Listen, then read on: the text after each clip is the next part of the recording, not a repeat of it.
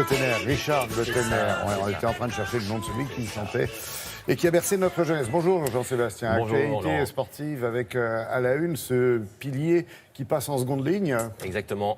En tout cas, c'est un coup de tonnerre ce matin dans le monde du incroyable. rugby. Bon, c'est pas franchement une surprise. On s'y attendait quand même un petit peu. Plutôt.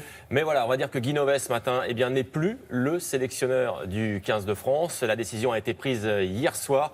Guy Novès qui paye évidemment les mauvais résultats de l'équipe de France. Alors on va voir ça en images. C'est lui sur ces images. Vous allez voir Bernard Laporte évidemment qui a pris cette décision. Le président de la Fédération française de rugby. Bon, il faut dire que le bilan de Guy Novès, il est assez médiocre. Cette année, par exemple, 3e place dans le 6 Nations. Aucune victoire en tournoi d'été, aucune victoire en tournée d'automne.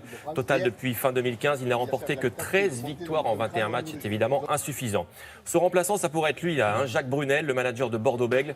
Il pourrait être épaulé par Fabien Galtier, qu'on connaît bien, consultant France Télé, manager de Toulon. L'annonce sera faite mercredi prochain pour le nouveau staff. Alors là, du rugby, toujours en Pro D2 cette fois, et pour son dernier match de l'année, Grenoble a battu Bayonne, 28-23.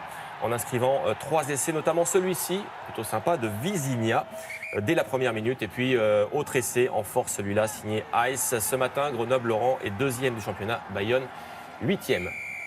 Allez, un petit mot de football à présent pour vous dire que la FIFA a publié son nouveau classement mondial des nations. L'équipe que vous voyez là en blanc, c'est l'Allemagne, vous l'avez reconnue, elle est toujours première de ce classement, devant le Brésil et le Portugal. La France, qu'on voit également sur ces images, est toujours dans le top 10 puisqu'elle occupe la 9e place. C'était le nouveau classement FIFA donc ce matin. Oui, pour en revenir à Brunel, il faut savoir qu'il avait entraîné Perpignan quand le club allait si bien. Il a entraîné aussi le 15 italien qui avait repris des couleurs. Exactement. Quand il était là. Et c'est un proche de Bernard Laporte aussi. Oui, aussi. Ceci expliquant certainement cela. Peut-être perdre Fabien Galtier du coup. Oui, aussi. Bon, à suivre. Handball. Alors du handball avec le choc, hier soir de la première division, Très avec attendu. Montpellier qui recevait le PSG, le premier contre le deuxième, jackpot pour les Montpelliérains, les voici évidemment à la joie, les Montpelliérains en fin de match, victoire méritée des Montpelliérains qui sont en bleu donc sur ces images, ils sont impressionnants, ils se sont imposés 33-30. Le PSG en jaune a bien essayé de s'accrocher évidemment, mais il n'est plus que 3e ce matin du championnat, à 6 points quand même de Montpellier, et derrière Nîmes qui est désormais 2e. On va prendre des nouvelles maintenant de ces deux hommes. Vous vous en souvenez, ils se sont lancés un défi un peu fou. Bon, ils veulent traverser l'Atlantique à la rame. Ils s'appellent Philippe Berquin et Gilles Pontieux. Leur petit bateau, le voici, il fait 7 mètres. Eh bien, sachez qu'ils se sont élancés des Canaries depuis maintenant 7 jours et 14 heures. Aux dernières nouvelles, ils vont bien, même s'ils ont chaviré, ils se sont retournés. Ils sont remis à l'endroit, heureusement. Ils ont courant et vent favorable, a priori. Et ils sont en tout cas au large maintenant du Sahara occidental. Ils veulent promouvoir le bien vieillir, donc pour démontrer qu'il n'y a pas d'âge pour un exploit, ni pour ramer d'ailleurs.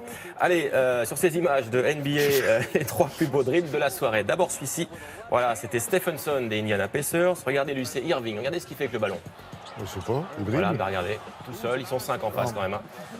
Voilà, c'est pas fini. Messieurs, merci. Voilà, panier. Et puis lui, c'est LeBron James. Vous connaissez LeBron James? Non. Voilà, cavalier de Cleveland, tout seul, comme un grand. Ça, c'est cadeau, c'est pour les fans de NBA ce matin. Pas mal ça. Ouais. Du ski quand même, sport voilà, de du saison ski. quand même. Ça vous a pas échappé, il y a de la neige un peu partout sur les massifs. Du coup, semblerait. il y a aussi des compétitions un petit peu partout, des Français qui se débrouillent plutôt pas mal. On va voir ça là aussi en image avec d'abord du ski cross.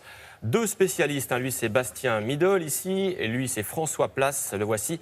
Alors il disputait une manche de Coupe du Monde en Autriche sur les pistes de Innichen. La compétition se dispute, vous voyez, par groupe de 4 skieurs. C'est donc en fait le premier en bas, Voilà, c'est comme ça que ça se passe.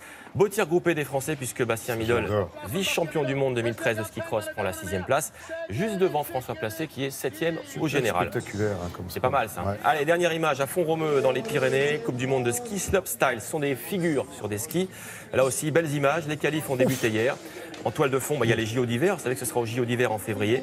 Un Français a tiré son épingle du jeu. C'est lui, vous allez le voir en bleu là, Antoine Adélis, que vous allez voir ici. Il a terminé 2e des qualifs et ils disputeront donc la finale aujourd'hui. Voilà pour les Français sur des skis. Super sympa. Merci. Oui, Oui, tout à fait. Merci Jean-Sébastien.